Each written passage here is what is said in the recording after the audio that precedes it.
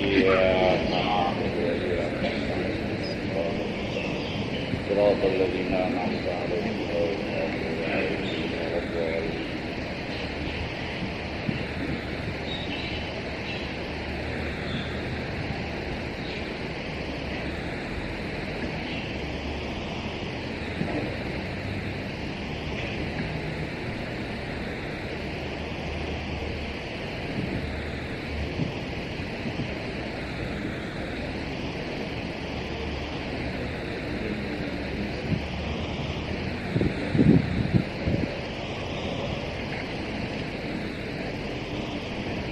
Bismillahirrahmanirrahim. Alhamdulillahi Rabbil Alamin. Wa sallallahu wa sallama ala Sayyidina Muhammadin wa ala alihi wa sahbihi ajma'in. Alhamdulillah, selamat bertemu dalam pengajian kita pada pagi ini. Sebagai menyambung perbincangan hadis-hadis Nabi kita Muhammad sallallahu alaihi wasallam yang diriwayatkan oleh Imam Al-Bukhari radhiyallahu anhu dengan sanadnya daripada Nabi sallallahu alaihi wasallam. Hari ini sampai kita kepada hadis yang akan menerangkan tentang cara sembahyang yang sempurna. Wa bihi qala hadatsana Muhammad bin Bashar qala hadatsana Yahya an Ubaidillah qala hadatsani Sa'id bin Abi Sa'id an abihi an Abi Hurairah أن رسول الله صلى الله عليه وآله وسلم دخل المسجد فدخل رجل فصلى وسلم على النبي صلى الله عليه وسلم فرد فقال ارجع فصلي فإنك لم تصلي فرجع يصلي كما صلى ثم جاء فسلم على النبي صلى الله عليه وآله وسلم فقال ارجع فصلي فإنك لم تصلي قالها ثلاثا فقال والذي بعثك بالحق ما أحسن غيره فعلمني فقال إذا قمت إلى الصلاة فكبر ثم اقرأ ما تيسر معك من القرآن ثم اركع حتى تطمئن راكعا ثم ارفع حتى تعتدل قائما ثم اسجد حتى تطمئن ساجدا ثم ارفع حتى تطمئن جالسا وافعل ذلك في صلاتك كلها.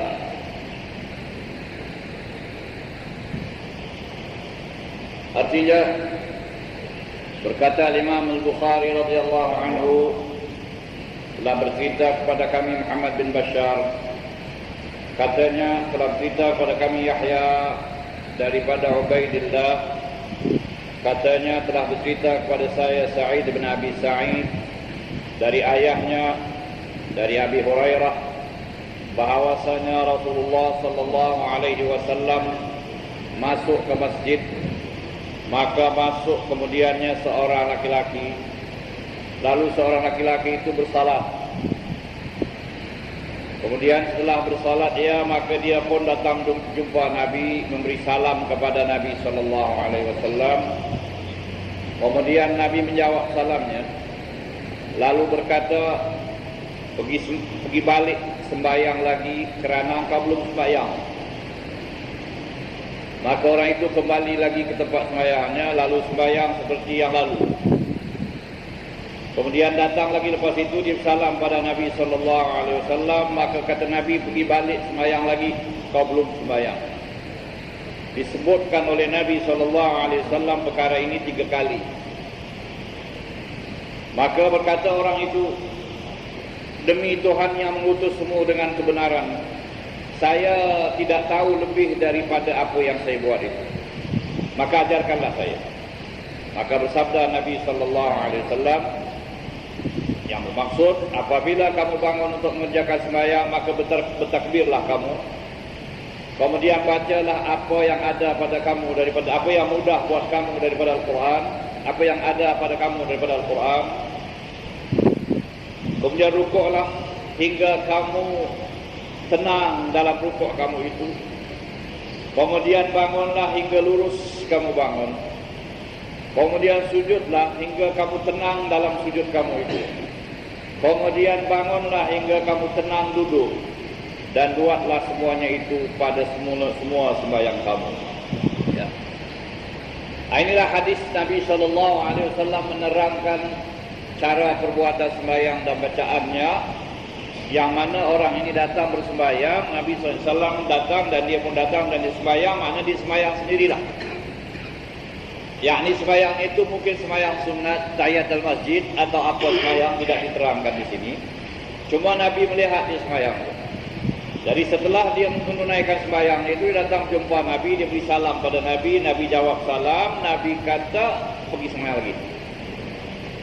Kalau tadi belum sembahyang. Jadi Nabi nampak sembahyangnya itu tidak sempurna. Sebab itu Nabi suruh dia ulang sembahyang lagi. Dan dalam sabda ini Nabi kata kau belum sembahyang. Jadi bermakna kalau kita punya salat itu tak sempurna atau sembahyang kita tak sempurna, dikira macam kita belum sembahyang. Tak gugur kewajiban sembahyang itu. Nabi kata arji' fasalli fa innaka lam tusalli. Kau belum sembahyang. Maka dia pun balik sembahyang lagi sekali. Dan lepas sembahyang datang jumpa Nabi, dia beri salam daripada Nabi. Nabi kata kau belum sembahyang. Balik lagi sembahyang. Nabi 3 kali dia pulang balik sembahyang dan Nabi suruh dia sembahyang lagi. Kemudian akhirnya dia berkata, ya Rasulullah, ya, wallazi ba'atsaka bil haqq, Tuhan yang, demi Tuhan yang telah mengutusmu dengan kebenaran, saya tak tahu cara sembahyang, itulah yang saya tahu. Kalau Tuhan, maknanya kalau Tuhan suruh saya sembahyang lagi, begitulah sembahyang saya. Itulah saja yang saya tahu. Jadi nampaknya ya Nabi SAW memang tak puas hati dengan cara sembahyang. Dan dia kata saya tak tahu yang lain. Yang saya tahu begitulah. Terus Nabi ajar pada dia. Dan dia minta Nabi ajar, fa'allimni ya Rasulullah, fa'allimni, ajarkan saya. Maka Rasulullah bersabda, idza qumta ila shalah, apabila kamu bangun nak mendirikan sembahyang, fakabbir, bertakbirlah. Ini takbiratul ihram, Allahu akbar, ya. Tsumma qra' ma tayassara ma'aka minal Qur'an. Kemudian bacalah apa yang mudah yang ada pada kamu dari Al-Qur'an. Ini akan kita bincangkan. Kemudian rukuklah kamu hatta tatma'inna raki'at. Hendaklah kamu rukuk hingga kamu tatma'inna. Tatma'inna itu asal maknanya bertenang. Dari situlah datang perkataan tuma'ninah. Dalam buku sembahyang kita, rukuk ada tuma'ninah, i'tidal ada tuma'ninah, sujud ada tuma'ninah, duduk antara dua sujud ada tuma'ninah. Sebab itu rukun sembahyang itu dikatakan 17. Rukun sembahyang ada 17. Tapi ada pula setengah kitab mengatakan rukun sembahyang itu 13. Jadi kalau dikira rukun sembahyang itu 13, maka tumakninah dengan rukuk itu dikira satu. Ada setengah kitab mengatakan kemudian rukuk serta tumakninah. Kemudian i'tidal serta tumakninah. Jadi 13 tadi. Tapi ada pula setengah ulama nyusun rukun sembahyang ini, dia kata rukuk satu. Kemudian tumakninah dalam rukuk 2. I'tidal 1 dan kemudian tumakninah dalam i'tidal 2. Jadi datang 17. Dipecah-pecahkan ya. Di dalam hadis ini Nabi kata hatta tasma'inna. Makna tatma'inna itu bertenang kamu, bertenang.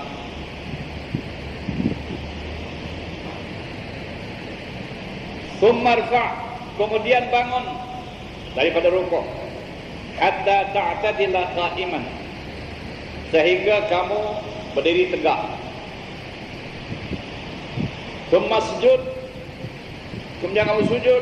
Hatta tatma'inna sajidan, sehingga kamu bertenang dalam sujud, yakni tuma'ninah. Summarfa' hatta tatma'inna jalisan. Kemudian bangunlah kamu untuk duduk, ya, bangun dari rukuk untuk duduk dan sempurnakanlah duduk kamu itu, bertenanglah kamu dalam duduk. Waf'al dzalika fi salatika kulliha, dan buatlah ini dalam salat kamu semua sekali, ya.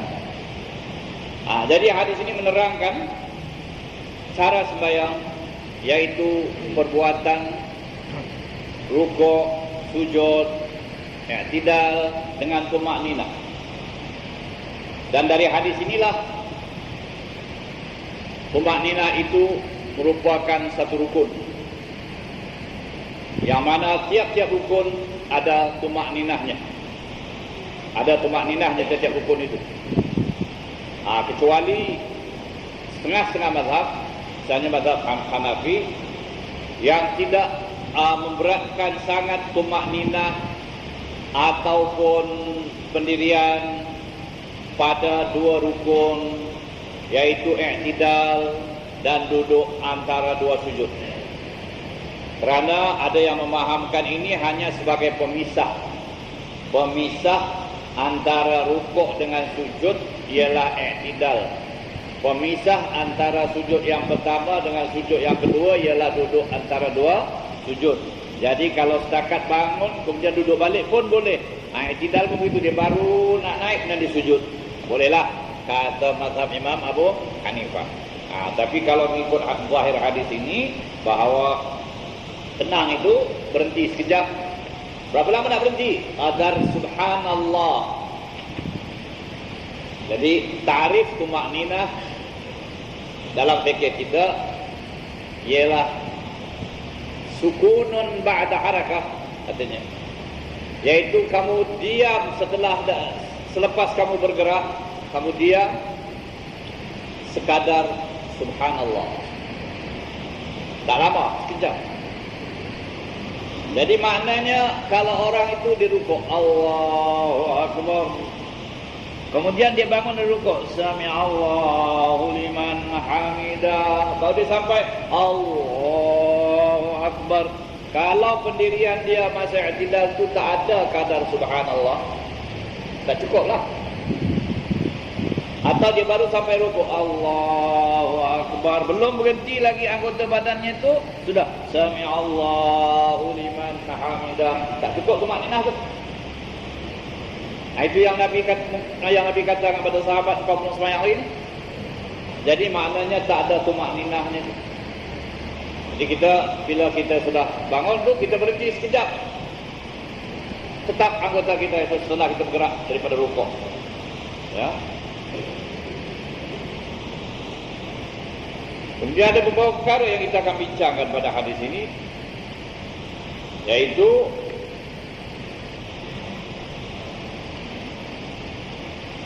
yang pertama, Nabi SAW kata kepada orang itu, apabila engkau bangun bertakbir, maka hendaklah engkau baca apa yang ada padamu daripada Al-Quran. Jadi ini perlu difahamkan. Bukan maknanya kalau orang nak pegang pada hadis ini saja dengan tidak melihat hadis-hadis yang lain, bukan bermakna bila awak lepas takbir terus baca Fatihah. Tapi di sini menerangkan yang wajib.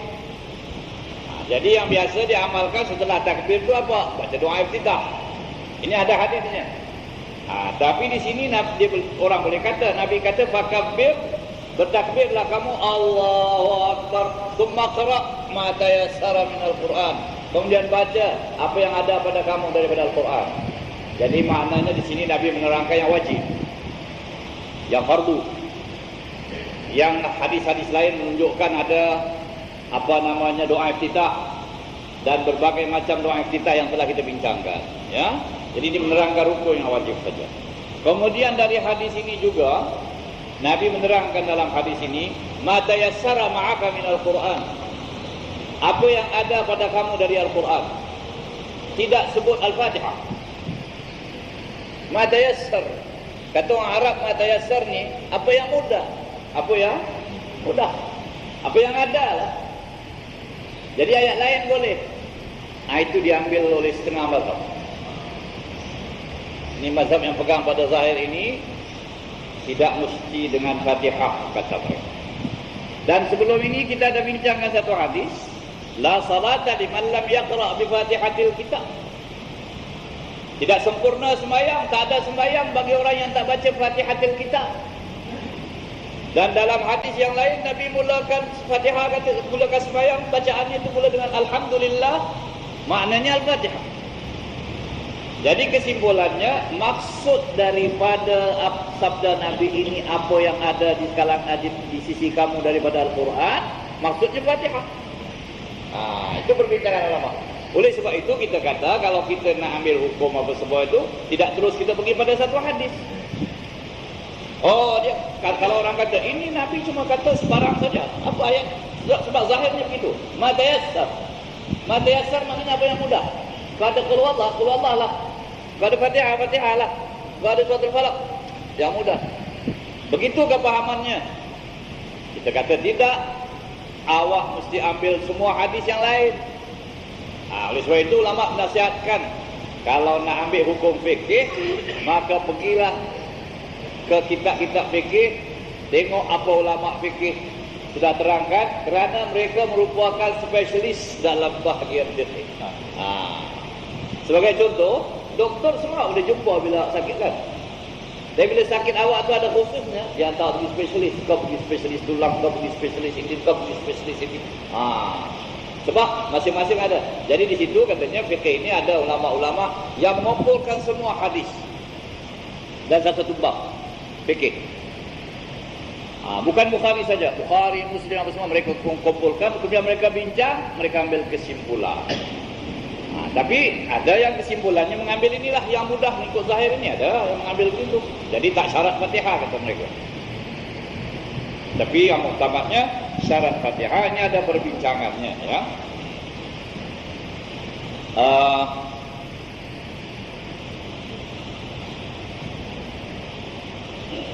Jadi ada yang mengatakan bahawa tentang Fatihah ini, kalau kita sembahyang makmum, kita tak wajib Fatihah. Kata itu mazhab Hanafi. Tetapi ulama-ulama hadis dan ada hadis berkenaan dengan ini.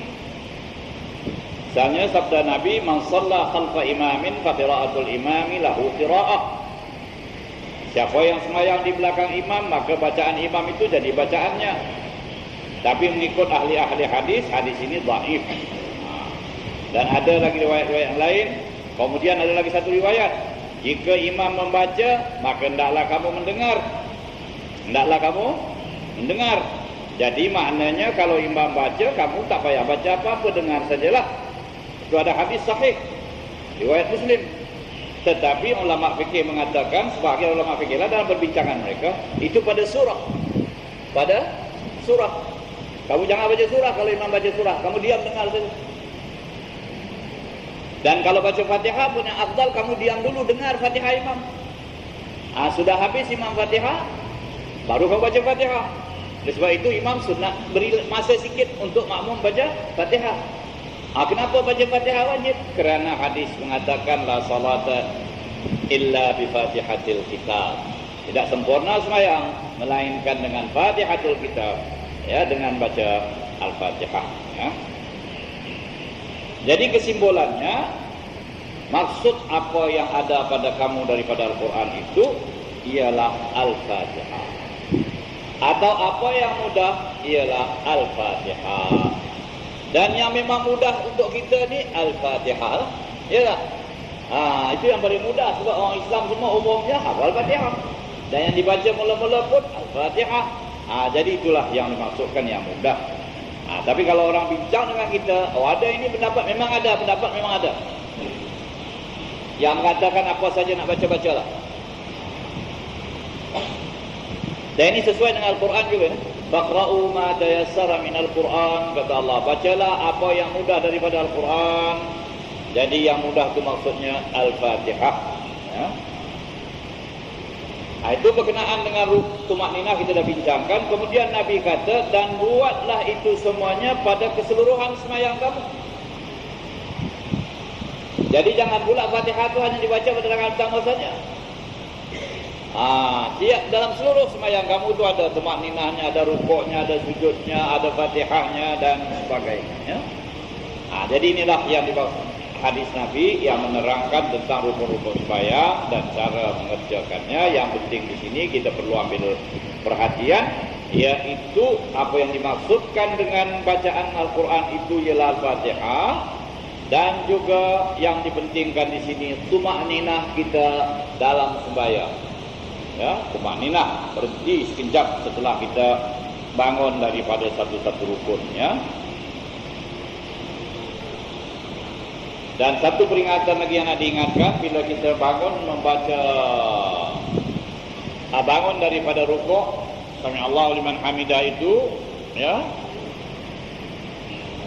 Ada orang sami Allahu liman hamidah, dia luruskan tangan dan dia goyang tangannya itu. Itu goyang, kalau dia fahamkan hukumnya, dia menyedari itu membatalkan sembahyang. Kerana 3 kali gerak turut-turut membatalkan sembahyang, dan gerak itu gerak tak perlu. Jadi bila sami Allahu liman hamidah rabbana lakal hamd, lurus, jangan goyang-goyang tangan. Itu lagi satu, ya. Ada juga orang digoyang tangan tu, tak boleh. Kemudian bila dia tahiyatul mubarakat, ada juga orang yang membaca tahiyat tu goyang-goyang badan. At-tahiyatul mubarakatus salawat, tak boleh. Baca tahiyat itu tetap jangan goyang badan. Bukan macam berdoa. Doa di luar sembahyang boleh goyang badan tu, tapi dalam tahiyat tak boleh. Ini semua kena jaga.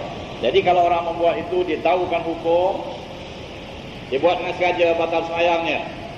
Tapi kalau dia tak tahu hukum, dimaafkanlah bagi dia. Ya, kerana perkara ini barangkali dia tak dengar dalam masa dia belajar tak diterangkan, dia sudah tahu, dia jagalah. Ataupun dia tahu hukumnya tetapi dia terlupa. Kalau terlupa, tak batal lah, terlupa. Terlupa dia dalam sembahyang, satu. Atau terlupa yang ini tak boleh. Bukan dia tak tahu, terlupa. Tak apa. Ya. Babul qiraati fi zuhur, ini bab yang menerangkan bacaan dalam sembahyang zuhur. Wa bihi qala hadatsana Abu Nu'man qala hadatsana Abu Awanata an Abdul Malik bin Umair an Jabir bin Samurah قال سعد كنت أصلي بهم صلاة رسول الله صلى الله عليه وآله وسلم صلاتي في العشي لا أخرم عنها كنت أركض في الأوليين وأحذف في الأخريين. قال عمر ذاك الظن بك. Artinya telah bercerita kepada kami Abu Nu'man, katanya telah bercerita kepada kami Abu Awanah dari Abdul Malik, daripada Abdul Malik bin Umair, dari Jabir bin Samurah, katanya telah berkata Sa'ad, aku sembahyang mengimamkan mereka seperti sembahyang Rasulullah SAW. Pada sembahyang petang aku itu, yakni sembahyang zuhur, aku tidak kurangkan sedikit pun, dan aku memanjangkan pada 2 yang pertama, dan aku pendekkan pada 2 yang akhir. Berkata Umar, begitulah sangkaan terhadapmu. Sudah kita bincangkan pada hadis yang sebelumnya, di mana Sa'ad bin Abi Waqqas telah ada orang komplain terhadap sembahyangnya, mengatakan terlalu panjang atau tak ikut sunnah Rasulullah SAW. Itu zaman Sayyidina Umar. Dan Sa'ad ni kita dah tahulah, Sa'ad bin Abi Waqqas, seorang sahabat yang terbesar di kalangan sahabat-sahabat Nabi juga, ya, yang utama. Jadi itu Sayyidina Umar tanya pada dia, kalau Sayyidina Umar jadi khalifah, ini ada orang buat pengaduan, macam mana kau sembahyang jadi imam ini? Dia kata, saya sembahyang jadi imam, kalau sembahyang zuhur saya sembahyang macam sembahyang Rasulullah SAW. Saya panjangkan 2 rakaat yang pertama, yakni pada 2 rakaat yang pertama tu saya baca surah lah lepas Fatihah. Itu sebab 2 rakaat yang pertama itu panjang. Kemudian pada 2 rakaat yang kedua itu saya pendek saja, macam biasa. Kata Umar, aku sangka begitulah kau sekarang. Tapi ada cerita-cerita kan, sampai Nabi Umar menyiasat sampai saat mendoakan orang yang memfitnahkan dia itu. Ini kita bincang pada 2 minggu dulu. Dia ada orang fitnah. Dia kata ini tak betul sembahyang. Jadi saat berdoa pada Allah, dan saat yang satu keistimewaannya, yaitu doanya makbul, katanya. Ya, itu kelebihan Allah Ta'ala beri pada dia. Langsung orang ni kena doa Sa'ad. Ya, Sa'ad kata doa, apa doa Sa'ad? Ya Allah, panjangkan umur dia. Bukan suruh pendek umur, suruh panjang umur. Kemudian doa lagi satu apa? Ya Allah, fitnahkan dia. Itu fitnah dia pada perempuan. Na'udzubillah. Ya. Dan papakan dia. Papa, hidup panjang umur, papa fitnah pula dengan perempuan. Ya Allah, itu doa. Akhirnya orang tanya pada dia, kau yang macam ni sekarang ni? Dia kata, aku kena doa Sa'ad. Dia cakap kata, aku kena doa Sa'ad. Pasal dia fitnah Sa'ad. Alhamdulillah. Jadi ini cerita itu lagi. Saya nak Ahmad tanya pada dia. Abi qala hadatsana Abu Nu'aim qala hadatsana Syaiban an Yahya an Abdullah bin Abi Qatadah an abihi qala كان النبي صلى الله عليه وسلم يقرأ في الركعتين الأوليين من صلاة الظهر بفاتحة الكتاب وسورتين يطول في الأولى ويقصر في الثانية ويسمع الآية أحيانا وكان يقرأ في العصر بفاتحة الكتاب وسورتين وكان يطول في الركعة الأولى من صلاة الصبح ويقصر في الثانية. Kata Imam Al-Bukhari telah berita kepada kami Abu Nu'aim, katanya telah berita kepada kami Syaibah daripada Yahya daripada Abdullah bin Abi Qatadah dari ayahnya, katanya adalah Nabi SAW membaca pada 2 rakaat yang pertama dari salat zuhur dengan Fatihatul Kitab, yakni Fatihah, dan 2 surah, dipanjangkan yang pertama dan dipendekkan yang kedua. Ini sunnah. Ini satu daripada peraturan membaca surah. Biarlah surah yang pertama itu lebih panjang daripada surah yang kedua.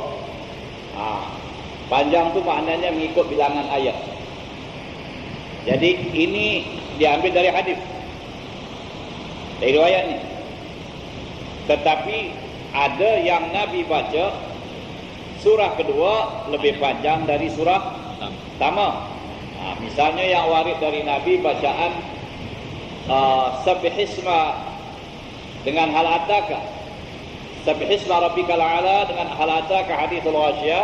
Hal ataka lebih panjang daripada Sabbihisma, tetapi Nabi membaca hal ataka dengan Sabbihisma.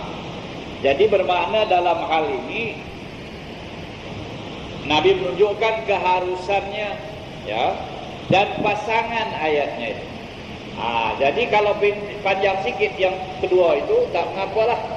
Kalau sudah warid dari Nabi Muhammad sallallahu alaihi wasallam. Jadi mana yang Nabi dah buat itu kita tak usah ubah lagi. Kalau terkena yang kedua panjang, yang pertama pendek pun tak ada masalah. Nabi sudah mengamalkannya. Tapi yang Nabi tidak mengamalkan kena pegang kaedah ini, yaitu biasanya Nabi memanjangkan rakaat pertama dan rakaat kedua, kurang sikit bacaan surah. Misalnya, dan ada surah-surah nanti akan ada hadisnya. Surah-surah itu berpasangan. Seperti Sabbihisma dengan Hal Ataka, Suratul Jumu'ah dengan Suratul Munafiqun, Alif Lam Mim Tanzilul Kitab dengan Suratul Insan. Ini berpasangan yang Nabi baca dua ni selalu berganding. Dan itu juga Qul A'udzu Birabbil Falaq dengan Qul A'udzu Birabbin Nas misalnya. Ada riwayatnya. Jadi Qul A'udzu Birabbil Falaq dan Qul A'udzu Birabbin Nas, Qul A'udzu Birabbin Nas lebih panjang sikit daripada Qul A'udzu Birabbil Falaq, ya. Tapi tak apa, itu memang berpasang gitu, ya. Jadi Nabi memanjangkan, ya, bacaan pada surah yang pada rakaat pertama dan memendekkan pada rakaat yang kedua. Wa yusmi'ul ayata ahyana. Dan Nabi mendengarkan ayat itu kadang-kadang, ada kalanya. Maknanya sembahyang ni sembahyang zuhur. Tapi ada kalanya kita terdengar Nabi SAW membaca sesuatu ayat itu. Tapi bukan pula macam bacaan Jumaah misalnya yang memang baca kuat. Di sini saya terangkan sikit terlanjur, ya. Mungkin ada yang orang belum faham, belum dengar. Kenapa dalam sembahyang ni ada bacaan kuat, ada bacaan pelan? Yang pertama sekali jawapannya itu, kalau ada orang tanya macam itu, yang pertama sekali jawapannya itu adalah amalan Rasulullah sallallahu alaihi wasallam. Itu jawapan pertama. Tapi kalau ada orang nak tanya apa pasal Nabi buat begitu? Ada pula orang jawab, kerana sembahyang siang Nabi memanglah selalu perlahan. Bertanya pula orang, kenapa sembahyang jemaah kuat? Siang juga itu, ya. Jadi jawabannya begini. Amalan Rasulullah SAW dari mula Nabi bersalat, yaitu sembahyang siang itu memang Nabi baca perlahan, kerana Nabi tak mau diganggu dalam salatnya oleh orang-orang kafir musyrikin Quraisy. Sebab salat ini sudah dibuat oleh Nabi semasa Nabi di Mekah lagi. Jadi kalau dibacakan kuat-kuat, ini orang-orang Quraisy selalu bila nampak Nabi, mereka nak dengar apa Nabi baca, nak jadikan bahan ejekan, nak diejek, nak dikacau, ya. Jadi Nabi tak mau diganggu dalam salat. Kalau luar salat tak ada kisahlah. Kalau Nabi berdakwah, memang mereka itu bila dengar Nabi berdakwah, Mereka kecoh, mereka bising-bising, disuruh oleh orang besar, orang ramai ini bising-bising, jangan sampai orang dengar Nabi punya suara tentang membacakan ayat Allah dan sebagainya. Ini diceritakan oleh Allah Ta'ala dalam Al-Quran. Wa qalu la tasma'u li hadzal Qur'an. Mereka itu berkata, kata Allah, itu orang kafir Makkah tu, la tasma'u li hadzal Qur'an. Jangan dengar Quran ini. Walghaw fihi. Bising-bisinglah kamu ketika Quran dibacakan. La'allakum taghlibun, semoga kamu dapat mengalahkan dia. Mana boleh kalahkan. Jadi sebab ada orang lain yang dengar Al-Quran, ingin dengar lagi, sebab itu mukjizat. Ada tarikan ni, terutama orang Arab Mekah itu yang memang begitu fasih bahasa Arabnya. Sebab itu Allah Ta'ala mengancam mereka. Mereka mendengar Al-Quran dengan ayat-ayatnya, dengan keterangannya, dengan apa semua, tapi mereka tak mau beriman. Itulah ketua-ketua mereka suruh orang ramai bising. Kalau faham baca Quran, bising. Ya, bising.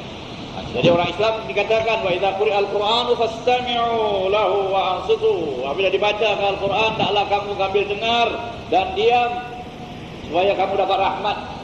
Itu bila Quran dibacakan. Ya. Jadi oleh sebab itu Nabi SAW sembahyang siangnya baca perlahan. Tapi kalau sembahyang maghrib, isyak dan subuhnya baca kuat, kerana mereka itu gangguannya belum ada lagi. Walaupun subuh itu siang, tapi siang itu belum keluar lagi. Kami mesti tidur semua lagi. Nabi baca kuat. Kemudian setelah Nabi berhijrah ke Madinah, begitulah amalan Nabi tidak berubah. Walaupun di Madinah sudah tak ada gangguan, tapi Nabi tetap baca pada sembahyang zuhur dan asar lahan, maghrib, isyak dan subuh kuat. Kemudian tentang sembahyang Jumaat, sembahyang hari raya, Nabi baca kuat, kerana salat-salat ini hanya diamalkan oleh Nabi setelah Nabi berhijrah ke Madinah. Setelah Nabi berhijrah ke Madinah, sebelum itu tidak ada salat Jumaat, dan di Madinah tak ada gangguan apa-apa. Kemudian kalau kita kata kita sekarang ni tak ada gangguan apa-apa, kita nak baca kuat, menyalahi sunnah. Kerana Nabi SAW sendiri pun bila sudah pindah ke Madinah, tak diubahnya apa yang dia telah buat, apa yang Rasulullah telah buat di Makkah. Tidak pula dia bila hijrah ke Madinah, sekarang kita sudah tak ada apa-apa lagi, kita baca kuat. Tidak. Nabi kata. Begitu cara Rasulullah SAW. Banyak cerita Rasulullah SAW yang macam itu. Mana yang sudah dibuat itu, yang tidak menyalahi, teruskan macam itu. Itu merupakan sunnah. Ya. Tentang bangunan Kaabah itu sendiri, yang mana bangunan Kaabah itu mengikut asalnya ada lagi tambahan yang tak dimasukkan semua. Nabi SAW ditanya oleh sahabat, kita masukkan saja, kita bina Kaabahnya mengikut sebagaimana yang dahulu. Nabi kata tidak, biarkan macam ini. Sudah, buat saja. Itu cara Rasulullah SAW. Ya. Yang cara itu tidak menyalahi, memang caranya begitu.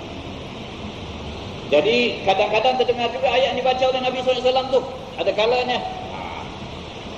Dan baginda membaca pada sembahyang asar dengan Fatihah dan 2 surah. yakni tiap-tiap rakaat itu, rakaat pertama, kedua, Fatihah dan surah, Fatihah dan surah. Dan adalah Rasulullah SAW memanjangkan bacaan pada rakaat pertama dari sembahyang subuh dan memendekkan rakaat yang kedua bacaannya itu. Jadi kalau sembahyang subuh, Nabi baca pada rakaat pertama agak panjang dan kedua pendek. Dan di sini panduannya, panduan tentang membaca surah. Sedikit panduan untuk kita supaya kita jadikan pegangan dan kita faham ya. Yang pertama sekali, dalam membaca surah, kita tidak boleh ikut sistem muqaddam. Ya. Kita kena ikut sistem Al-Quran. Pertama, maknanya kalau kita baca ara'aital ladzi yukadzibu bid-din pada rakaat yang pertama, kenalah kita baca mana-mana surah selepas ara'aital ladzi mengikut susunan Al-Quran, ataupun ambil yang terdahulu mengikut susunan muqaddam. Jadi kalau lepas ara'aital ladzi, jangan dibaca ila bi Quraisy, itu menyongsong balik. Bacalah inna atainaka, qul ya ka, idza jaka, tabbat ka, wal falaq, qul huwallahu ahad, wal nas. Baca kemudian. Kalau sistem muqaddam kita dulu kan, Qul a'udzu birabbin nas, a'udzu bil falaq, qul huwallah. Jangan ikut sistem muqaddam. Sistem muqaddam itu menungsang, tapi itu dibuat begitu untuk apa? Untuk belajar kanak-kanak. Bukan untuk apa? Jangan berantakan satu kitab lagi muqaddam diumumkan oleh Allah Ta'ala ikut susunan itu. Tidak. Muqaddam itu adalah Al-Quran yang ke-30. Justru di muqaddam itu maknanya muqaddam, didulukan. Itu makna muqaddam, didulukan, dikedepankan. Jadi kena ikut sistem Al-Quran. Tapi nanti ada satu riwayat Nabi SAW membaca, ikut riwayat ini membaca surah itu Musa, mesti ada. Ya. Itu pertama. Jadi kita ikut sistem Al-Quran. Itu satu. Yang kedua yang kita perlu perhatikan, rakaat yang pertama itu lebih panjang bacaannya daripada rakaat yang kedua. Melainkan bila sudah warid. Bila sudah warid, bila sudah Nabi membaca begitu, itu tak sampai dikacau lagi. Ya, kalau Nabi pun tak mengacau apa yang telah dibuatnya, kita jangan pula mengacau apa yang telah dibuat oleh Nabi sallallahu alaihi wasallam. Ya, jadi ikut itu. Itu kedua. Yang ketiganya dalam surah ini membaca surah-surah yang komplit, ya, dari awal sampai akhir itu lebih afdal dari membaca ayat-ayat yang ditebuk-tebuk. Diambil dari surah ini, baca sikit. Itu lebih afdal membaca surah yang komplit. Tetapi tidak salah kalau orang membaca begitu. Kerana ada juga riwayatnya Nabi membaca ayat-ayat yang ujung-ujung ini sudah ayat nanti akan datang juga hadis.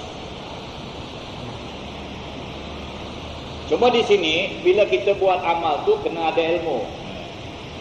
Sebab banyak orang-orang sekarang ni ikut-ikut. Ya, dia tak tahu ujung pangkalnya. Yang membuat tu alim lah, yang mendengar ni ada pula yang menyalahkan imam-imam yang asyik baca muqaddam aja, lain tak ada ke imam gitu. Ya, disalahkan itu. Tak betul. Itu yang dikatakan bila hari Jumaat tak ada surah lain, sampai Isma al-Ataka. Tak apa lain kah? Yang sebenarnya bukan tak apa lain, bukan. Memang ini afdal ya. Afdal. Itulah beberapa kaedah pembacaan surah. Dan kalau salah dalam surah tak mengapa. Dan tidak membatalkan sembahyang. Dan kalau awak tengah sembahyang membaca surah yang awak sudah hafal misalnya panjang, dan awak cuba nak baca dalam sembahyang, tetapi dalam sembahyang itu terhenti, tak dapat nak sambung, tak mengapa. Dan tak payah tukar surah-surah lain. Kerana apa yang awak sudah baca itu sudah hasil memadai pahala surah. Rukuklah. Rukuk. Walaupun di tengah-tengah surah. Rukuk. Kemudian rakaat yang pertama kalau awak rasa awak boleh sambung, awak ingat, sambung. Rakaat yang kedua. Pada rakaat yang kedua, awak bangun rakaat yang kedua, awak ingat, ini tadi aku lupa rakaat pertama, aku nak sambung tak? Boleh. Dan boleh juga satu surah itu dibagi dua. Rakaat pertama sebahagian, rakaat kedua sebahagian. Ya. Dan cara membetulkan imam dalam surah kalau dia silap, ataupun dalam Fatihah, jangan kata subhanallah. Jangan. Tapi baca ayat yang dia baca dan teruskan bacaan sambung di mana tempat yang dia lupa. Itu caranya. Jadi kalau awak imam baca salah, awak kat belakang subhanallah, subhanallah, imam ni pun tak tahu apa ni subhanallah ke apa. Ya. Awak subhanallah 10 kali pun dia tak ingat, tapi awak tahu itu salah, awak baca kuat-kuat. Dengarkan pada imam. Imam dapat apa? Sambung. Ini namakan fatah. Itu kaedahnya. Itulah beberapa panduan tentang surah, ya. Kemudian hadis seterusnya, wa bihi qala hadatsana Umar bin Hafs qala hadatsana Abi qala hadatsana Al-A'mash qala hadatsani Umar an Abi Ma'mar qala sa'alna Khabbaban akana an-nabiy sallallahu alaihi wasallam yaqra'u fi adh-dhuhri wal 'ashr qala na'am. Qulna bi ayyi shay'in kuntum ta'rifuna dhalika? Qala bi ittirabi lihiyati. Kata Imam Bukhari telah cerita pada kami Umar bin Hafs. Katanya telah cerita kepada kami ayah saya. Dan katanya telah cerita kepada kami Al-A'mash. Kata Al-A'mash dalam kita kepada kami Umarah, dalam kita kepada saya Umarah, daripada Abi Ma'mar. Kata Abi Ma'mar, kami telah bertanya Khabbab, adakah Nabi SAW membaca pada Zuhur dan Asar? Katanya, ya, Nabi baca. Kemudian kami tanya, macam mana kamu tahu Nabi membaca? Katanya dengan bergoyang-goyangnya janggutnya. Jadi ini. Jadi dagu Nabi itu bergoyang, janggut nampak janggut itu bergoyang. Maknanya Nabi ada baca. Jadi di sini ada sahabat-sahabat yang bertanya kepada Khabbab, yakni kamu semua kata Nabi baca. Ini baca maksud apa? Baca surah. Baca surah. Adakah Nabi baca surah? Yang ditanyakan dia Khabbab. Khabbab ni seorang sahabat Nabi yang sudah lama dengan Nabi, daripada Mekah lagi dia sudah masuk Islam. Dan beliau ini salah satu daripada orang yang tersiksa dalam Islam, seperti Bilal bin Abi Rabah, seperti Ammar dan keluarganya, termasuk Khabbab bin Al-Arat, salah seorang daripada itu. Jadi ditanya orang, kau dah semayang dengan Nabi lama lah, dari Mekah lagi kau dah ikut Nabi semayang. Nabi baca tak pada Zuhur dan Asar? Baca itu maknanya baca surah atau tidak? Atau Nabi baca Fatihah saja? Sebab orang ramai tak dengar kan? Kata Khabbab, Nabi baca. Macam kamu tahu Nabi baca? Itulah goyang-goyangnya janggut Nabi. Maknanya selepas Fatihah tu ada lagi yang Nabi baca, ada surahnya. Bab al-qira'atu fil 'asr, bab yang menerangkan bacaan pada sembahyang asar. Wa bihi qala hadatsana Muhammad bin Yusuf qala hadatsana Sufyan an al-A'mash an Umar bin Umair عن أبي معمر قال قلت لخباب بن الأرت أكان النبي صلى الله عليه وسلم يقرأ في الظهر والعصر؟ قال نعم. قال قلت بأي شيء كنتم تعلمون قراءته؟ قال باضطراب لحيته. Ini hadis yang kedua. Jadi tadi babnya menerangkan bacaan pada zuhur, ya. Sekarang bacaan pada asar, diulangi lagi hadis tadi. Imam Bukhari telah bercerita pada kami Muhammad bin Yusuf, katanya telah bercerita pada kami Sufyan dari A'mash dari Ammar bin Umair daripada Abi Ma'mar, katanya saya bertanya pada Khabbab bin Al-Arat, adakah Nabi SAW membaca pada Zuhur dan Asar? Katanya ya.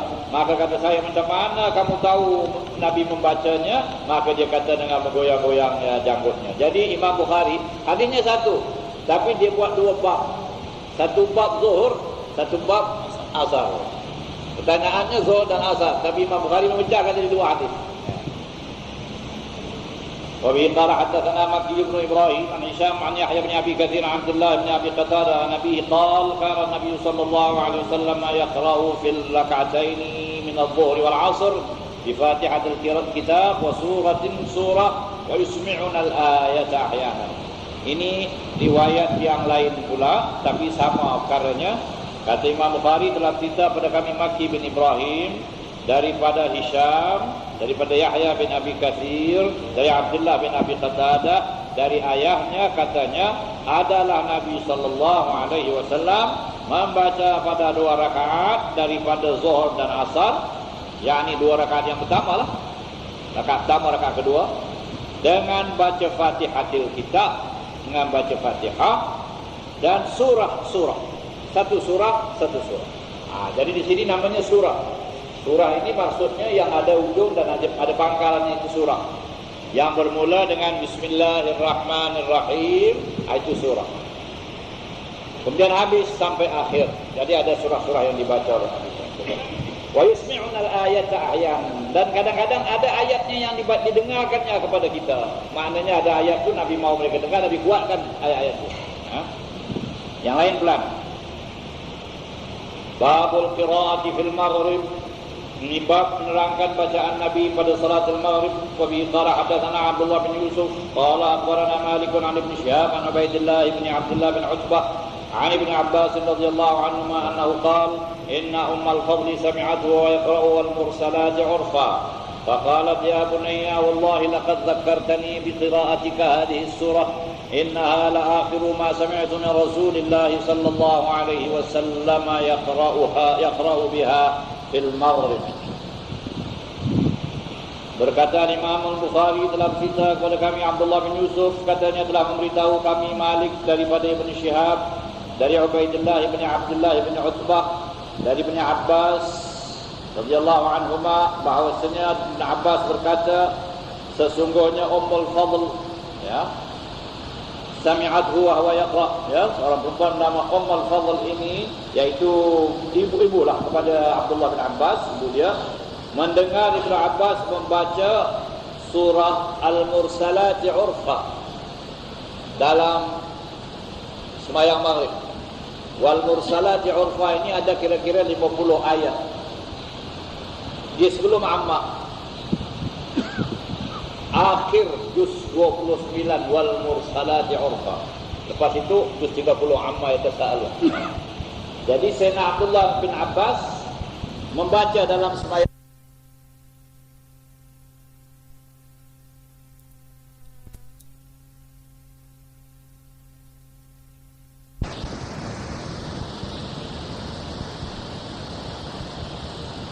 Jadi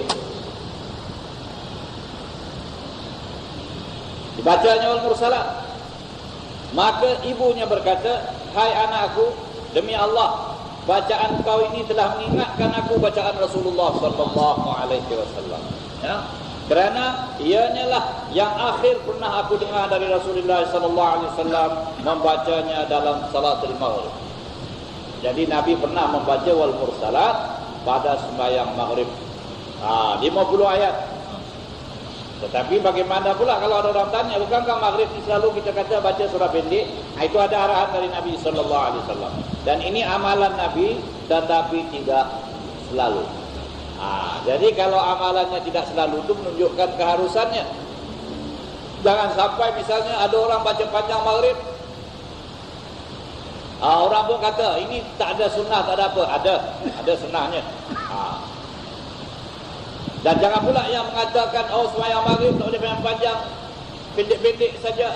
Atau orang menyanggah, kenapa sembahyang maghrib ni bacaan pendek padahal Nabi pernah baca Wal Mursalat. Kita kata itu Nabi baca Wal Mursalat tu sekali-sekala, dan yang biasanya riwayatnya bacaan pendek, itu nanti ada hadisnya.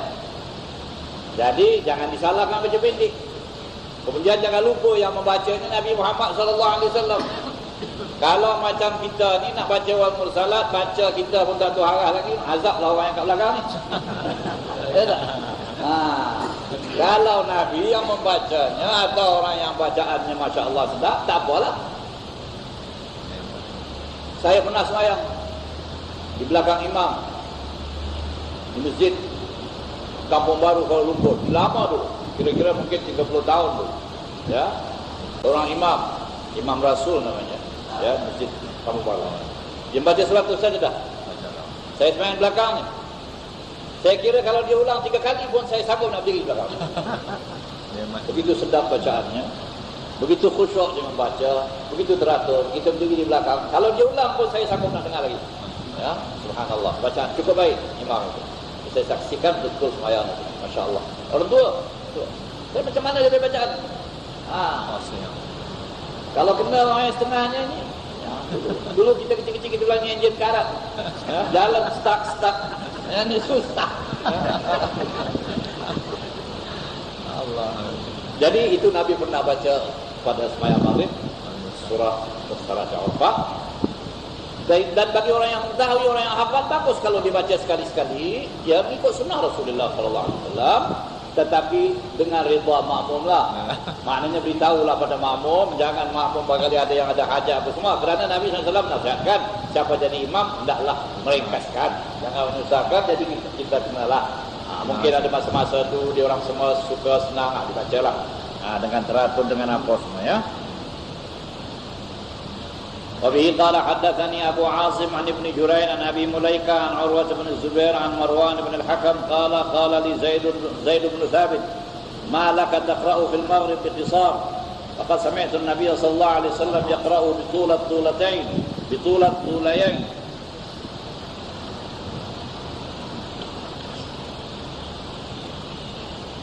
Kata Imam Al-Bukhari, telah berita kepada kami Abu Asim daripada Ibnu Jurayj, daripada Ibnu Abi Mulaikah, daripada Urwah bin Zubair, daripada Marwan bin Hakam, katanya telah berkata kepada saya Zaid bin Thabit, apa pasal engkau membaca di salatul maghrib dengan pendek-pendek saja? Sedangkan aku pernah dengar Nabi SAW membacanya dengan surah yang terpanjang atau panjang, ya. Ini maknanya Zaid bin Thabit ini telah menegur Marwan bin al-Hakam. Marwan bin al-Hakam ini adalah governor pada masa itu di negeri Madinah di zaman pemerintahan Bani Umayyah, ya. Dan biasanya governor ini dia jadi imam. Sebab imam masjid itu mesti ketua negara yang tertinggi. Itu mengambil sunnah Rasulullah sallallahu alaihi wasallam. Sebab pada masa zaman Nabi jadi imam. Jadi orang ini sembahyang maghrib baca pendek-pendek. Itu ditegur oleh Zaid bin Thabit. Zaid bin Thabit ini salah seorang sahabat Nabi yang dikira sebagai ulama gitu kalangan itu. Jadi makna cakap di sini memanglah ada riwayat Nabi baca pendek-pendek, itu betul. Tetapi Zaid bin Thabit ini barangkali melihatkan orang ini asyik baca pendek saja, tak ada satu yang panjang dia baca masa dia jadi governor. Itulah begitu lama. Tidaklah sekali-sekali itu sembahyang panjang. Ini memandangkan apa? Tempat ini tempat Rasulullah sallallahu alaihi wasallam. Jadi orang yang jadi imam di Masjid Nabi Madinah itu mereka biasa menjaga apa-apa sunnah Rasulullah sallallahu alaihi wasallam.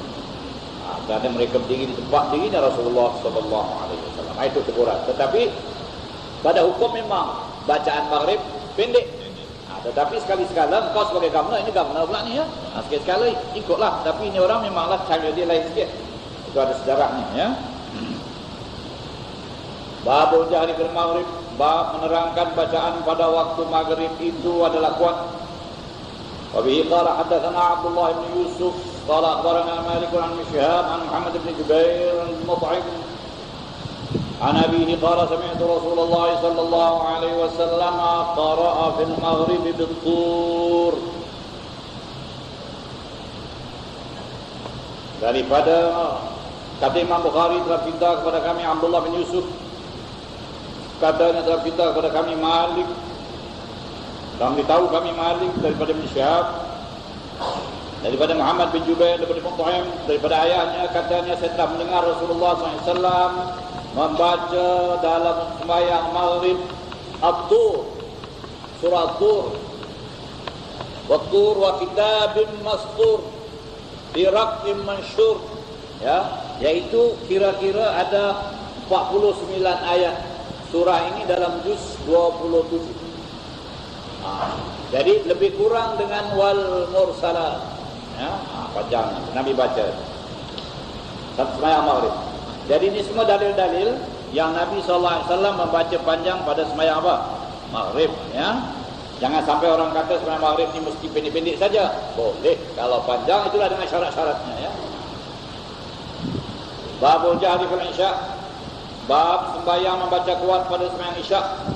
Wa bihi qala hadatsana Abu Nu'man qala hadatsana Mu'tamir an Abihi an Bakr an Abi Rafi' qala sallaytu ma'a Abi Hurairah al-'atamata fa qara'a idha as-sama'u inshaqqat fa sajad fa qultu lahu qala sajadtu khalfa Abi al-Qasim sallallahu alaihi wasallam fala azalu asjudu biha hatta alqa. Berkata Imam Al-Bukhari, telah cerita kepada kami Abu Nu'man, katanya telah cerita kepada kami Mu'tamir daripada ayahnya, daripada Bakar, dari Abi Rafi', katanya saya pernah sembahyang bersama-sama Abu Hurairah al-atamah, sembahyang atamah di sembahyang isya. Maka Abu Hurairah membaca idza as-sama'u inshaqqat. Ini dalam juz Ammah, kira-kira 25 ayat idza as-sama'u inshaqqat.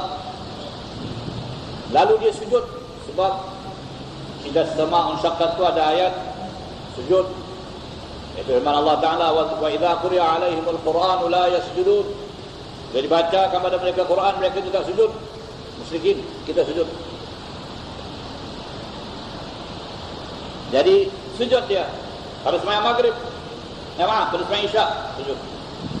Maka saya bertanya kepadanya selepas sembahyang, ini Abi Rafi' bertanya, macam mana kau sujud pula ni? Baca idza as-sama'u inshaqqat sembahyang isya. Barangkali orang ini tak biasa mengikut ini, hanya yang dia biasa ikut subuh ke apa, ya. Ini sahabat Nabi Abu Hurairah, yang ini belakangnya mungkin tabi'in lah. Jadi kata Abu Hurairah, aku pernah sembahyang di belakang Abil Qasim sallallahu alaihi wasallam. Siapa Abul Qasim?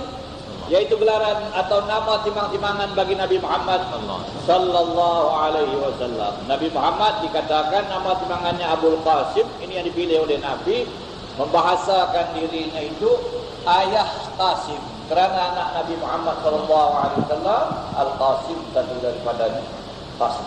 Ya, jadi Nabi membahasakan dirinya Abul Qasim. Dan Abu Hurairah ini dipanggilnya Abul Qasim pada ayat ini. Saya semayang belakang Abul Qasim ini. Dan orang yang suka memakai Abul Qasim ini memanggil Nabi, orang Yahudi. Kalau dijumpa Nabi mesti kata ya Abul Qasim. Kerana dia tahu, orang Yahudi ini tahu, satu daripada kegemaran orang Arab dipanggil dengan nama timangan. Itu orang mereka suka. Kadang-kadang kalau kawan pun begitu juga. Kalau dia nak hormatkan kawannya, tak dipanggilnya nama kawan tu. Kalau anak tu ada kawan, kalau kawan tu ada anak, dipanggilnya, hei bapak si fulan. Itu biasa. Jadi Abu Hurairah kata, saya sujud belakang Abul Qasim sallallahu alaihi wasallam masa Abul Qasim membacanya, dan saya tak pernah meninggalkan surah ini dan sujud ini sampai saya sampai meninggalkanlah, ya. Dan saya tidak akan tinggalkan sampai saya meninggal. Jadi barangkali ada orang komplain, kau ni tahu sembahyang Isyak pakai jelas sangat. Dia kata ini sunnah yang aku tahu dari Nabi. Nah, aku akan buat sampai akhir hayatku. Aku tak mau tukar.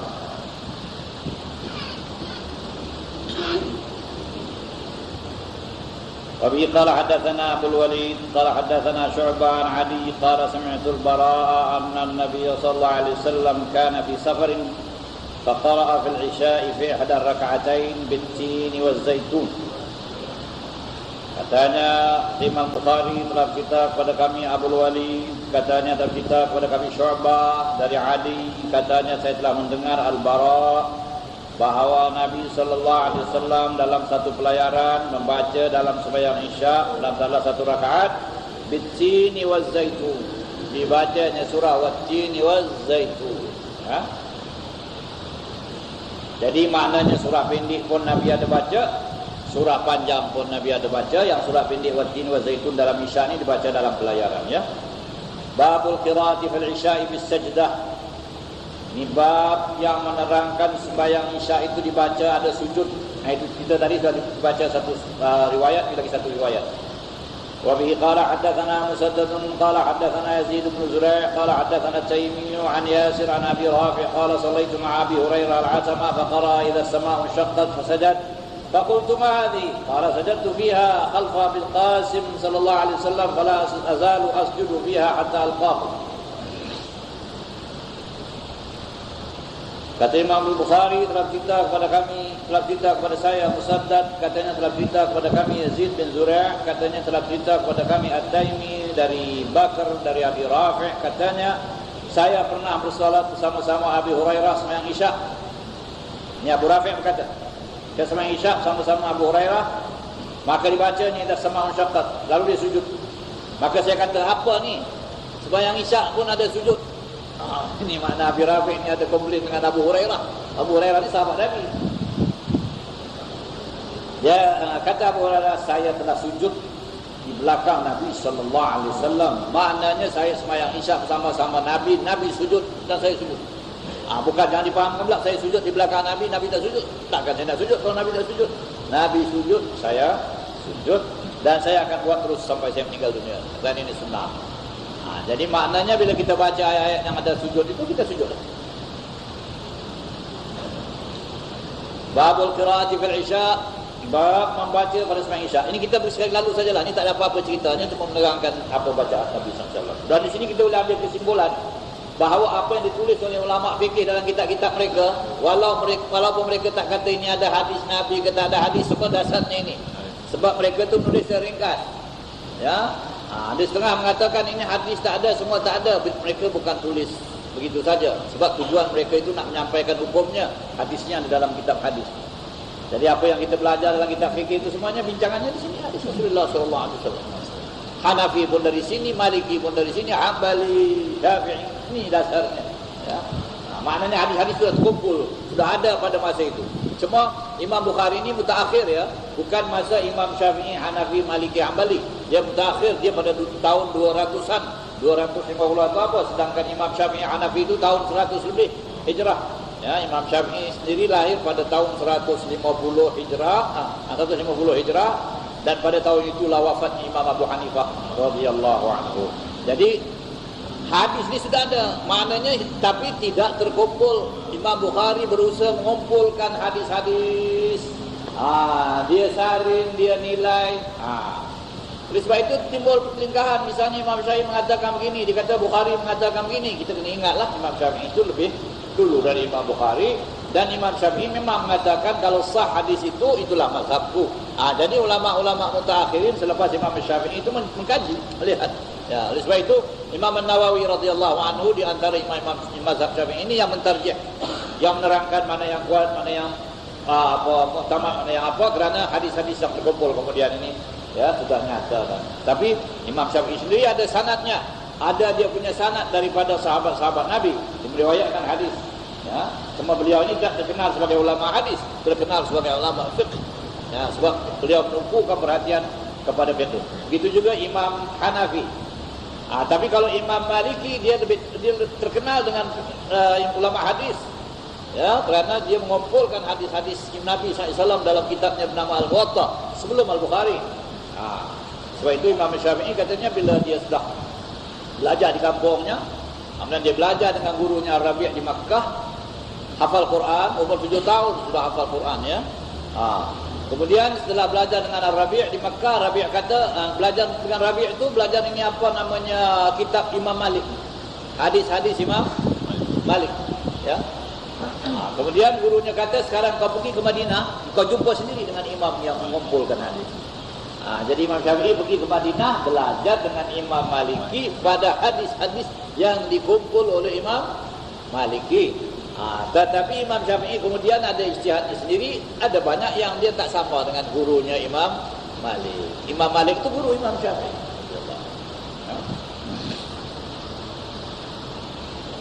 Jadi ini hadis yang menerangkan semualah.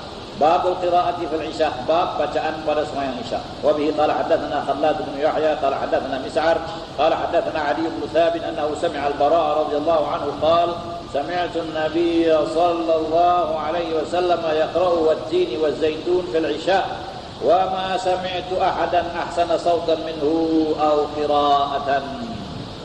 Berkata Imam Bukhari telah cerita kepada kami Khallad bin Yahya, katanya telah cerita kepada kami Mis'ar, katanya telah cerita kepada kami Ali bin Thabit, bahawasanya beliau mendengar Al-Bara radhiyallahu anhu berkata, saya telah mendengar Nabi sallallahu alaihi wasallam membaca wat-tin waz-zaitun dalam sembahyang Isya, dan saya tak pernah dengar ada orang lebih sedap membaca dari Rasulullah sallallahu alaihi wasallam dan lebih sedap suara dari Rasulullah sallallahu alaihi wasallam. Jadi kita berhentilah di sini.